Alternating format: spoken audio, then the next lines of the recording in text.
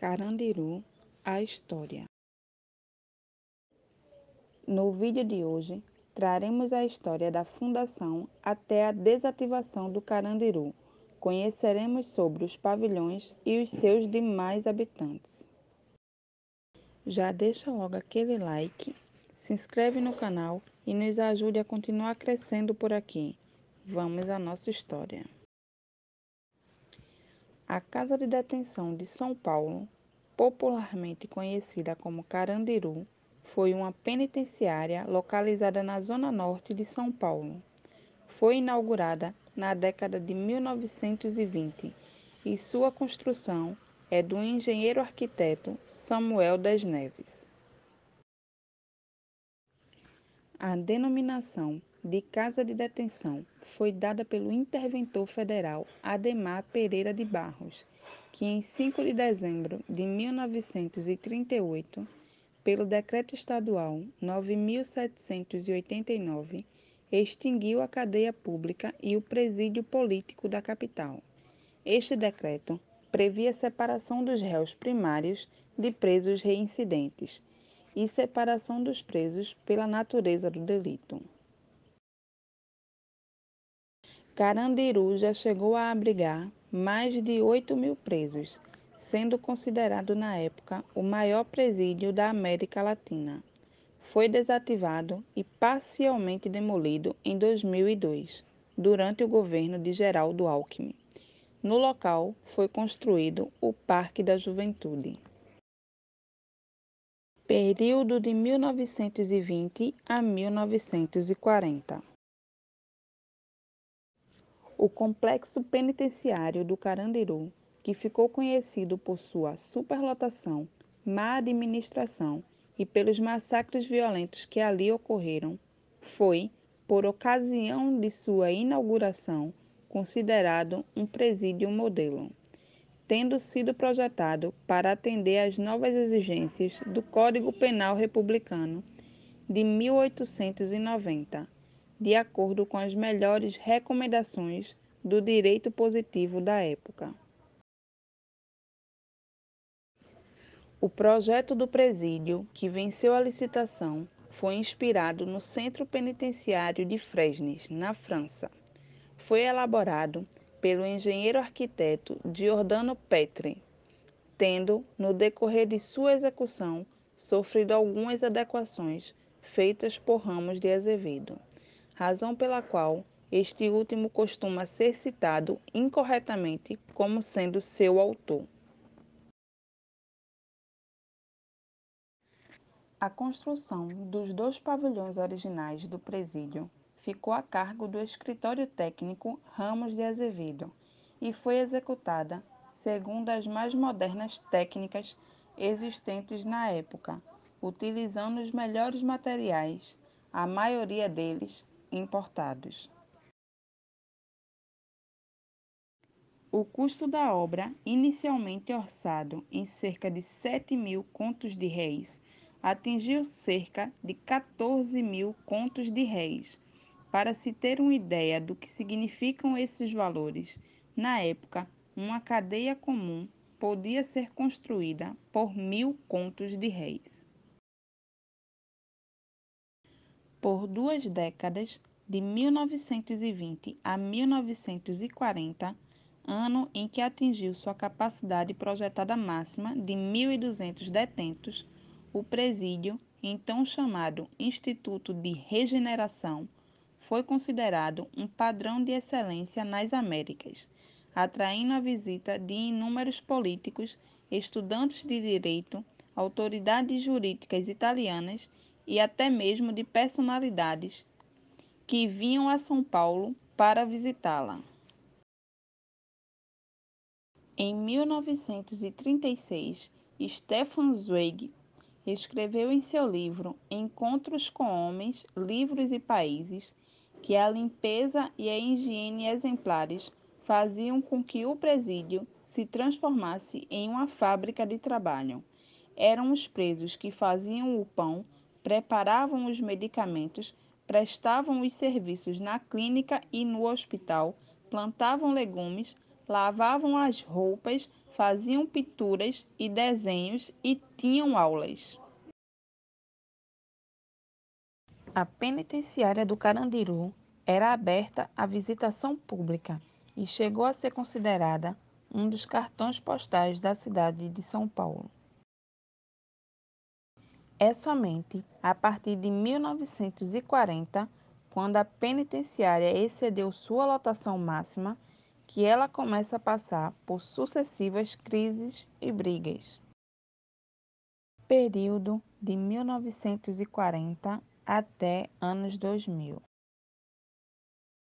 Numa das várias tentativas de resolver esses problemas de superlotação, foi construída a Casa de Detenção, concluída em 1956, no governo de Jânio Quadros, que elevou sua capacidade para 3.250 detentos, mas que, ao mesmo tempo, era um anexo cuja arquitetura não se adequava totalmente ao projeto original do complexo, embora fosse adequado aos padrões da época. Desde então, a história do Carandiru passa a não ser nada mais do que crises e rebeliões, que terminam no famoso massacre de 1992, quando então as autoridades penitenciárias amontoavam em péssimas condições cerca de 8.000 detentos. Um dos fatos mais conhecidos da história do presídio aconteceu em 1992, quando 111 detentos foram mortos pela Polícia Militar de São Paulo durante uma rebelião, os quais resistiram às investidas policiais. Esse fato teve grande repercussão nacional e internacional. A canção Diário de um Detento, do grupo de rap Racionais MCs, versa a respeito da vida dos detentos e, sobretudo, sobre o que ficou conhecido como o Massacre do Carandiru. Segundo muitos presos, o número oficial está abaixo da realidade, já que se afirma que pelo menos 250 detentos foram mortos na invasão. Em 2000, foi criado o grupo 509E, no interior do presídio. O grupo gravou 2 álbuns dentro do presídio, obtendo uma venda alta de cópias para o mercado brasileiro de rap. Resquícios da muralha da penitenciária foram transformados em passarelas cercadas de arborização. Desativação. Em 2002, iniciou-se o processo de desativação do Carandiru, com a transferência de presos para outras unidades. Hoje, o presídio já se encontra totalmente desativado, com alguns de seus prédios já demolidos e outros que foram mantidos para serem posteriormente reaproveitados. O governo do estado de São Paulo construiu um grande parque no local, o Parque da Juventude, além de instituições educacionais e de cultura. Um de seus pavilhões foi reaproveitado para ser instalado no edifício a Escola Técnica Estadual do Parque da Juventude, popularmente chamada de ETEC, Parque da Juventude. Características. Apesar do desenho dos pavilhões serem muito semelhantes, os mesmos possuíam diferenças em relação à população que os habitava, cada um com suas peculiaridades. A única coisa comum a todos eles, e é interessante citar, são os corredores chamados de Rua 10. Por estarem localizados opostos às escadas, a Rua 10 era propícia a acerto de contas, brigas mais sérias e mortes, pois até que os carcereiros lá chegassem, os envolvidos já teriam sido avisados pelos olheiros que ficavam nos corredores de acesso. Pavilhão 2.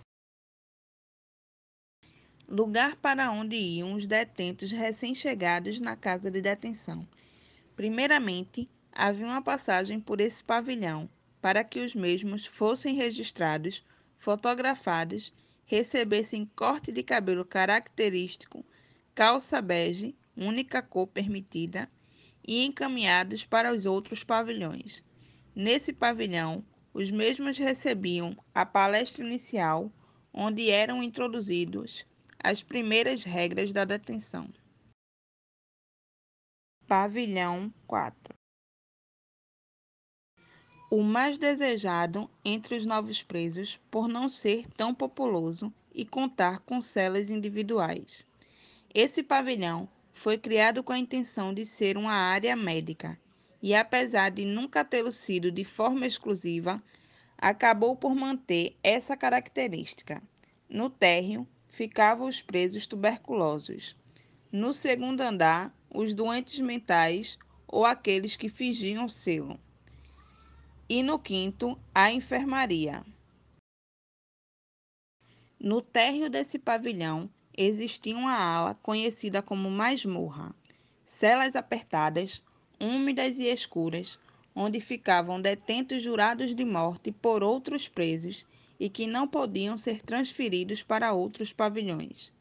Essas celas foram motivo de frequentes polêmicas com a imprensa e organizações humanitárias. Todavia, as mesmas eram uma garantia de vida para esses presos, que preferiam não sair dali a não ser para outro presídio. Pavilhão 5. O mais populoso dos pavilhões, também considerado o mais humilde de todos, sendo seus habitantes olhados com certo desdém pelos detentos de outros pavilhões. No primeiro andar ficavam as celas de castigo. Semelhantes às masmorras, trancafiavam por cerca de 30 dias infratores internos. No terceiro andar eram alojados estupradores e justiceiros, e aqueles que foram expulsos de outros pavilhões. O quarto andar possuía perfil similar ao terceiro, porém com presença de muitos travestis. O quinto andar foi conhecido como Amarelo e abrigou de forma precária muitos presos jurados de morte. Esses presos, por estarem ameaçados, não tinham banho de sol e ficavam acuados em suas celas.